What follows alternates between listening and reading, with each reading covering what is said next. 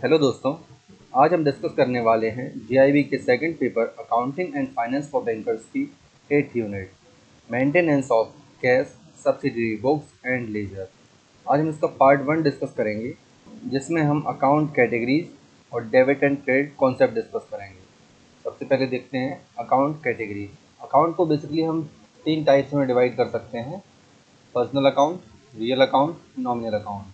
Personal account वो होते हैं जिन्हें हम किसी पर्सन के रूप में डिफाइन कर सकें। रियल और नॉमिनल अकाउंट इम्पर्सनल अकाउंट होते हैं। पर्सनल अकाउंट अगेन 3 टाइप के होते हैं: natural personal, artificial personal and representative personal.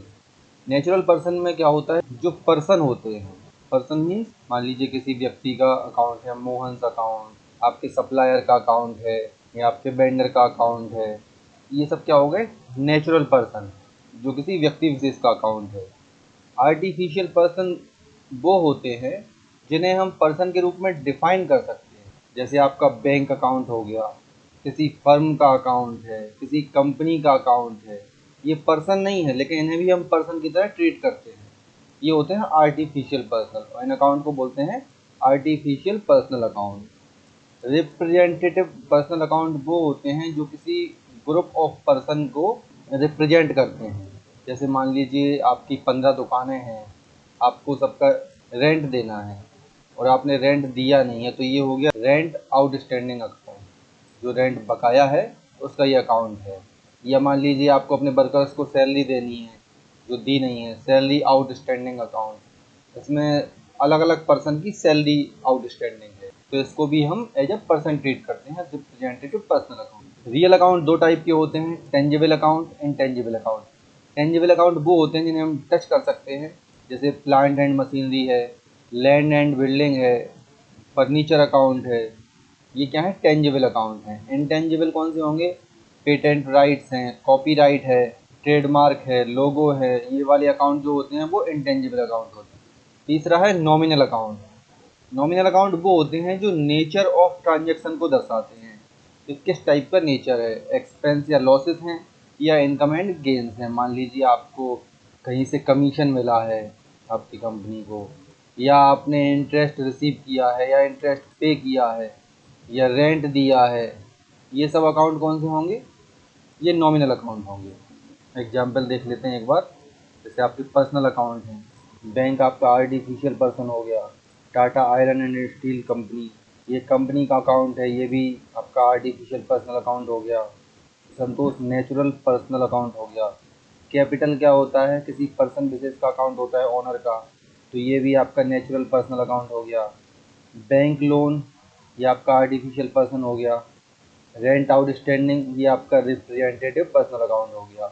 Real account में ये पहले बताए थे, प्लांट मशीनरी, इन्वेस्टमेंट आपका अगर है, land and building, stock in hand, कितना आपके पास सामान है, बिल्स रिसीवेबल, कौन कौन से बिल्स से आपको पेमेंट मिलने वाली है, ट्रेडमार्क, या आपके पास कैश अवेलेबल है। ये सब क्या हो गए, रियल अकाउंट हो गए। नॉमिनल में कोई इंटरेस्ट आपने पे किया है, रिसीव किया है, सैलरीज पे की हैं, रेंट पे किया है, कुछ कैरियज पे किया है, कमीशन मिला है आपको, आपने इंश्योरेंस कराया है, कुछ डिस्काउंट मिला है, या वर्कर्स को वेजेस दिए हैं आपने। ये सब क्या हो गए, हमारे नॉमिनल अकाउंट हो गए। उसके बाद है डेबिट एंड क्रेडिट कॉन्सेप्ट। आपको अकाउंट समझ में आ गया कि कौन सा अकाउंट कैसा होता है। उसके बाद ये कुछ गोल्डन रूल होते हैं डेबिट एंड क्रेडिट कॉन्सेप्ट के। पर्सनल अकाउंट में रिसीवर को डेबिट करते हैं, गिवर को क्रेडिट करते हैं। रियल अकाउंट में व्हाट कम्स इन ये डेबिट होगा, व्हाट गोज आउट जो जाता है उसको क्रेडिट करेंगे। नॉमिनल अकाउंट में एक्सपेंस एंड लॉसेस को डेबिट करेंगे, इनकम एंड गेन्स को क्रेडिट करेंगे। तो सबसे पहले तो आपको अकाउंट की कैटेगरी पहचानना है, उसके बाद आपको ये गोल्डन रूल अप्लाई करने हैं। अगर आपको ये याद रहते हैं तो अच्छी बात है, नहीं रहते हैं तो कोई ज़रूरत भी नहीं है। मैं आपको दूसरा तरीका बताऊंगा जिससे आप डेबिट क्रेडिट कॉन्सेप्ट को समझ सकते हैं, क्योंकि अगर आप इस तरीके से जाते हैं तो ये थोड़ा सा टाइम कंज्यूमिंग है, कंफ्यूजिंग भी है। पहले आप अकाउंट पहचानिए, फिर उनमें रूल याद करके रूल अप्लाई कीजिए, ये बहुत कन्फ्यूजन क्रिएट करेगा। और ये तरीका आपको सिर्फ डेबिट क्रेडिट कॉन्सेप्ट अप्लाई करने में ही काम आएगा। मीन्स आपको जनरल एंट्री बनानी है, केवल उसी के लिए काम आएगा ये। लेकिन जो दूसरा तरीका है, अगर आप उसे अप्लाई करते हैं तो उसके जो कॉन्सेप्ट हैं वो आपको थ्रू आउट दी सब्जेक्ट काम आने वाले हैं। तो हम दूसरा तरीका देखते हैं। डेबिट एंड क्रेडिट कॉन्सेप्ट के इस तरीके में हम क्या करेंगे, जो भी हमें क्वेश्चन दिया होगा हम उसमें ये 5 कॉन्सेप्ट पहचानेंगे। Asset, expense and losses, liabilities, income and gains and capital. ये 5 स्टार हमको याद रखने हैं। और ये कॉन्सेप्ट अगर हमें समझ में आ जाते हैं कि कौन सी चीज़ लायबिलिटी है, कौन सी एसेट है, कौन सा कैपिटल है, कौन इनकम एंड गेन है और कौन सी चीज़ एक्सपेंस और लॉसेस है, तो ये हमें पूरे सब्जेक्ट में काम आएंगे। और हम इनको 2 भागों में डिवाइड कर देंगे। एक भाग में रखेंगे एसेट एंड एक्सपेंस, दूसरे में liabilities, income and gains and capital. याद रखने में आसान है। ये जो ए ई हैं ये आपके इंग्लिश के जो वोवेल्स होते हैं, ए ई आई ओ यू, ये स्टार्टिंग के 2 वोवेल हैं। और एल आई सी याद रखना तो आसान ही है, एल आई सी कंपनी। हम क्या करेंगे, ये जो 5 कॉन्सेप्ट हैं इनको क्रिकेट खिलाते हैं। ये जो एल आई सी हैं, 3 term, liability, income and gains and capital, इनको तो हम रखते हैं बैटिंग साइड में। और एसेट और एक्सपेंड एंड लॉसेस हैं, इनको रखेंगे हम बॉलिंग साइड में। तो ये एल आई सी हमारी बैटिंग करेंगे और ए ई हमारी बॉलिंग करेंगे। अब यहाँ बैटिंग बॉलिंग का एग्जाम्पल इसलिए दिया है कि इससे थोड़ा सा याद रखने में आसानी होगी। मान लीजिए कोई बैट्समैन है, ये ज़्यादा रन बनाता है, ज़्यादा रन बनाएगा तो इसकी रैंकिंग इम्प्रूव होगी। और जो बॉलर है वो अगर रन कम देगा तो उसकी रैंकिंग इम्प्रूव होगी। आपको सिर्फ ये एक चीज़ याद रखनी है, बैट्समैन अगर रन बनाता है ज़्यादा तो उसकी रैंकिंग क्या होगी, इम्प्रूव होगी। और कम रन बनाता है तो क्या होगा, रैंक गिरती जाएगी धीरे धीरे। बॉलर की रैंक तब बढ़ेगी जब वो रन कम देगा, कम रन खर्च करेगा तो उसकी रैंकिंग बढ़ेगी। अगर ज़्यादा रन खर्च करेगा तो जो रैंकिंग होगी वो गिरती जाएगी। यहाँ जो रैंकिंग है उसको हम डिनोट करेंगे डेबिट और क्रेडिट से। और ये रन देने की बात कर रहे हैं, इसका मतलब होगा हमारा कि वैल्यू इंक्रीज हो रही है या डिक्रीज हो रही है। अब देखते हैं, ये जो लायबिलिटीज, इनकम एंड गेंस या कैपिटल हैं, ये बैट्समैन हैं। अगर इनकी वैल्यू बढ़ेगी तो रैंकिंग बढ़ेगी, तो हम इनको क्या करेंगे, क्रेडिट करेंगे। अगर इनकी वैल्यू गिरती है, कम होती है, तो हम इनको डेबिट करेंगे, राइट। अगर इनकी वैल्यू बढ़ती है तो क्रेडिट, घटती है तो डेबिट, एक बैट्समैन की तरह। वहीं अगर एसेट और एक्सपेंस की बात करें या लॉसेस की बात करें, ये बॉलिंग साइड में है। तो अगर इनकी वैल्यू बढ़ती है, मतलब ये ज़्यादा रन देते हैं, तो हम इन्हें क्या करेंगे, डेबिट करेंगे, इनकी रैंकिंग गिर जाएगी। और अगर इनकी वैल्यू गिरती है तो हम इनको क्रेडिट करेंगे, जस्ट उल्टा होगा। तो हमें यहाँ सिर्फ इतनी सी बात याद रखनी है कि लायबिलिटीज, इनकम एंड गेंस या कैपिटल, अगर इनकी वैल्यू बढ़ती है तो क्रेडिट, घटती है तो डेबिट। और एसेट एंड एक्सपेंस में अगर वैल्यू बढ़ती है तो डेबिट और घटती है तो क्रेडिट, जस्ट उसका अपोजिट हो जाएगा। और इतनी सी चीज़ आपको याद रहती है तो जनरल एंट्रीज करने में कोई दिक्कत नहीं आएगी। हम एक जनरल एंट्रीज का क्वेश्चन करके देखते हैं तो ये कॉन्सेप्ट थोड़ा ज़्यादा क्लियर हो जाएगा। इस क्वेश्चन में हमने जनरल एंट्रीज बनाई हैं। आपके एग्ज़ाम में ये 4 से 6 मार्क्स का सिर्फ यही कॉन्सेप्ट आ जाता है। आपको सीधी एक लाइन लिख के दे देंगे, परचेज गुड्स फ्रॉम अशोका। आपको पहचानना है कि कौन सा अकाउंट डेबिट होगा, कौन सा क्रेडिट होगा, इसके ऊपर 4 ऑप्शन आ जाएंगे। ऐसे ही 4 से 6 क्वेश्चन जनरली ये हर बार आ जाते हैं। देखते हैं ये क्वेश्चन। सबसे पहला है कैश इन हैंड 15,000। कैश आपके पास है, ये कोई ट्रांजेक्शन तो है नहीं, ये पहले से आपके पास कैश अवेलेबल है, पुरानी एंट्री होगी। ट्रांजेक्शन शुरू हो रहे हैं यहाँ से, परचेज गुड्स फ्रॉम अशोका। अब आपने अशोका से गुड खरीदे हैं।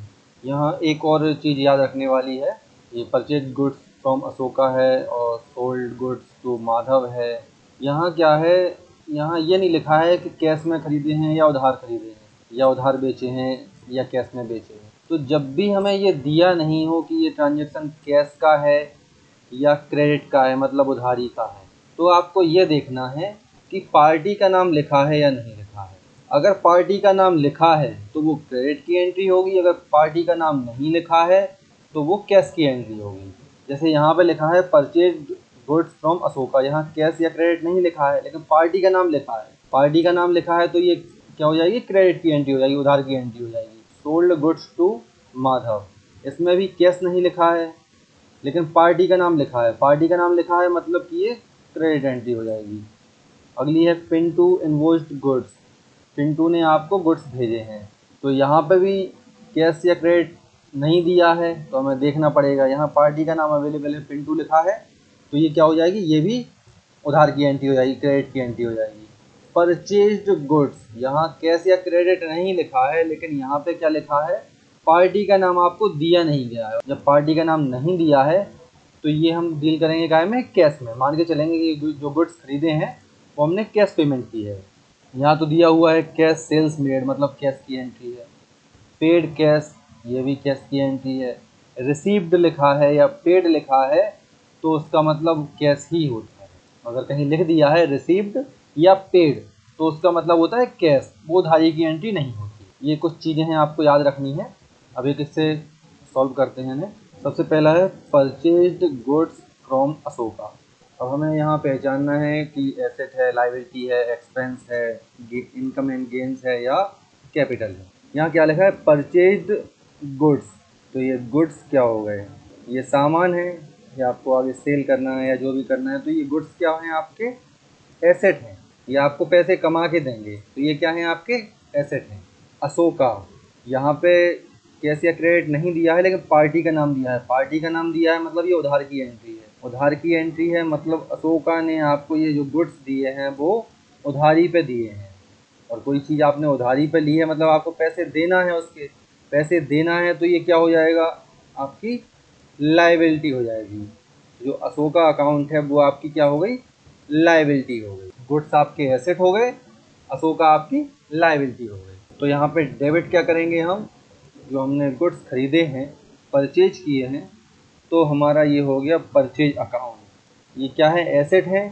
एसेट का मतलब एसेट आ रहे हैं, गुड्स आ रहे हैं, एसेट आ रहे हैं, एसेट बढ़ रहे हैं मतलब क्या होगा, बॉलर रन ज़्यादा दे रहा है, ज़्यादा रन दे रहा है तो उसकी रैंकिंग क्या होगी, गिरेगी, मतलब debit. Purchase account debit. Ashoka क्या है, लायबिलिटी है, बैट्समैन है, लायबिलिटी बढ़ रही है, लायबिलिटी तो क्रेडिट, ज़्यादा रन बना रही है तो रैंकिंग बढ़ेगी, क्रेडिट होगी। टू अशोका, ये हो गया क्रेडिट। परचेज अकाउंट डेबिट करेंगे, अशोका अकाउंट क्रेडिट करेंगे। नेक्स्ट है sold goods to Madhav. Madhav को आपने गुड्स बेचे हैं। अब यहाँ कैश क्रेडिट नहीं दिया है लेकिन पार्टी का नाम दिया है। पार्टी का नाम दिया है मतलब ये उधार की एंट्री है, क्रेडिट की एंट्री। सोल्ड गुड्स, सामान आपने बेचा है तो यहाँ पे आ जाएगा सेल्स अकाउंट। और दूसरा कौन सा अकाउंट है, माधव। अब आपने सामान बेचा है मतलब गुड्स क्या हो रहे हैं, कम हो रहे हैं। गुड्स क्या है, एसेट है, एसेट कम हो रहा है मतलब क्या होगा, क्रेडिट। रन कम दे रहे हैं बॉलर तो रैंकिंग बढ़ जाएगी, क्रेडिट हो जाएगी। दूसरा है माधव का अकाउंट। माधव कौन है, माधव को आपने सामान बेचा है लेकिन इससे आपको पैसे मिलना है, अभी पैसे मिलना बाकी है, मतलब माधव क्या हो गया, आपका एसेट हो गया, ये आपको पैसे देगा। माधव आपका एसेट हो गया और एसेट बढ़ रहा है, इसमें पैसे बढ़ रहे हैं ना कि इसके अकाउंट में इतने पैसे हो गए, ये एसेट बढ़ रहा है तो क्या होगा, डेबिट होगा।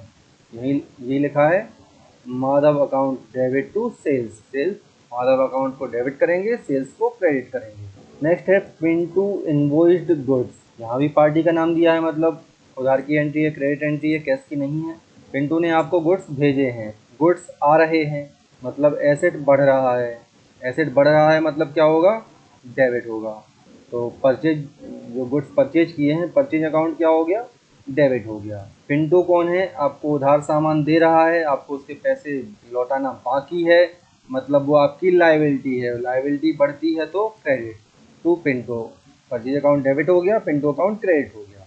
नेक्स्ट है परचेज्ड गुड्स। यहाँ आपने गुड्स खरीदे हैं। अब इसमें पार्टी का नाम तो कहीं दिया नहीं है, पार्टी का नाम नहीं दिया है तो ये उधार की एंट्री नहीं होगी, ये काय की होगी, कैश की एंट्री होगी। मतलब आपने गुड्स खरीदे हैं कैश से। अब आपने गुड्स खरीदे हैं तो गुड्स आए हैं मतलब गुड्स बढ़ गए, और गुड्स खरीदे हैं मतलब कैश दिया होगा तो कैश क्या हो गया, घट गया। यहाँ गुड्स भी आपके एसेट हैं और कैश भी आपका एसेट है। गुड्स बढ़ रहा है तो क्या होगा, डेबिट होगा। कैश घट रहा है तो क्रेडिट होगा, क्योंकि ये दोनों बॉलर हैं। ज़्यादा रन खर्च करेंगे तो रैंकिंग गिरेगी, डेबिट होगी। कम रन खर्च करेंगे तो रैंकिंग बढ़ेगी, क्रेडिट होगी। यही किया है इन्होंने। गुड्स आए हैं, परचेज किए हैं तो परचेज अकाउंट डेबिट हो गया, कैश अकाउंट क्रेडिट हो गया। नेक्स्ट है कैश सेल्स मेड। ये भी कैश दिया हुआ है कि ये कैश की सेल है। आपने गुड्स बेचे हैं, मतलब क्या हो गया, सेल्स अकाउंट। गुड्स बेच दिए आपने, यानी गुड्स क्या हो गए, कम हो गए। कैश में बेचे हैं तो कैश क्या हो जाएगा, बढ़ जाएगा।